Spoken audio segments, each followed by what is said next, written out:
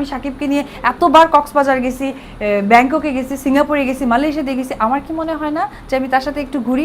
শুরু থেকেই অপু বিশ্বাস বুবলিকে মেনে নিতে পারেননি এবং প্রায়ই সামাজিক যোগাযোগ মাধ্যমে বুবলিকে খোঁচা দিয়ে কথা বলেন। নতুন করে আবারও এই বিতর্ক চাঙ্গা হয়ে উঠেছে। সম্প্রতি একটি অনুষ্ঠানে অপু বিশ্বাস নিজের বক্তব্যে বুবলির নাম না নিয়ে সরাসরি বলেন, তাকে আমার যোগ্য বলেই মনে করি না, কারণ যোগ্যতা একদিনে তৈরি হয় না। আমি অপু বিশ্বাস একজন সুপারস্টার। এই ইঙ্গিতপূর্ণ মন্তব্যে তিনি আবারও বুবলিকে আঘাত করেছেন, যা অনেকের কাছে স্পষ্ট হয়ে গেছে। তবে বুবলির পক্ষ থেকে এখনো কোনো প্রতিউত্তর পাওয়া যায়নি। সে নীরব রয়েছেন, যা পরিস্থিতিকে আরও তাৎপর্যপূর্ণ করে তুলেছে। আমি আসলে তাকে আমার যোগ্যই মনে করতাম না, শুধু আমার আব্রামটার জন্য সামাও কোথায় জানি চলে আসে। অপু বিশ্বাসের জীবনে এই নাটকীয়তার পেছনে রয়েছে নানা ঘটনা। 2008 সালে 18 এপ্রিল গোপনে শাকিব খান ও অপু বিশ্বাস বিয়ে করেন।